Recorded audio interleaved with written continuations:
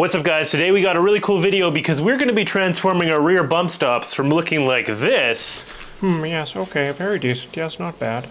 to this. I'll take 3. That right there, folks, is a DuroBumps extended rear bump stop for the Tacoma. We're going to show you how to put them on. It's really easy. You can't mess it up unless you do. Let's get started. All right, folks, right here we have the Egyptian Pyramid Toyota version. Believe it or not, actually the Tacoma's rear bump stop. And right beside it, the guy she tells you not to worry about, this right here is a DuroBump stop, rear bump stop. So it's going to be replacing this Toyota one.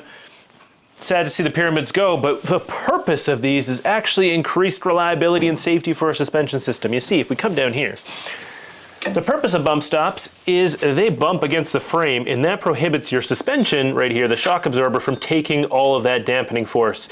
If we didn't have this, all of that would compress and it would overcompress. You're going to start seeing leaks. You're going to start seeing some failure points. Not good. So we actually engineered bump stops on these Tacomas.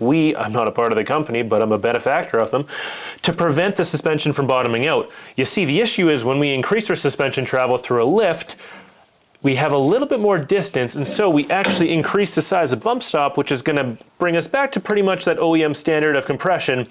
And so we're no longer going to overcompress our shocks on those big hits, whether it be off-roading, whether it be just going way too fast to the shopping mall. This is going to protect our suspension. All right, let's jump right into the install here. So this is a fairly straightforward install. We got the rear bump stops here. You just have to assemble a few things. You're gonna have a mounting plate with some nuts and 2 bolts. All you gotta do is seat those nuts in the rubber bump stop itself, and then you're gonna put the bolt in the back of the backing plate.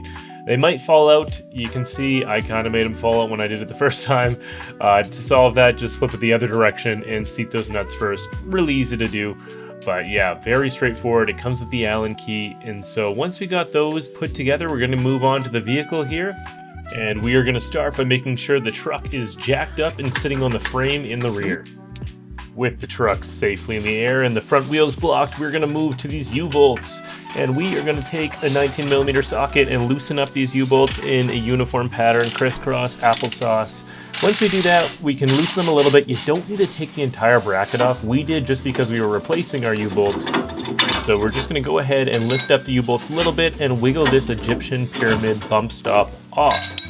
Once we've got that removed, we can go ahead and slide in the new DuroBump just under those U-bolts. Like I said, you don't have to take them entirely off, just enough room to slide that new bump stop in. Once you have that done, we're going to switch back to underneath the U-bolts and we're going to torque them. We torqued ours down to 80 foot-pounds. Of course, check your manufacturer's spec. It is important to make sure these are nice and tight, but not over tight. We don't want to crack that axle housing or do any weird stuff. Remember, crisscross applesauce. This is an important torque spec.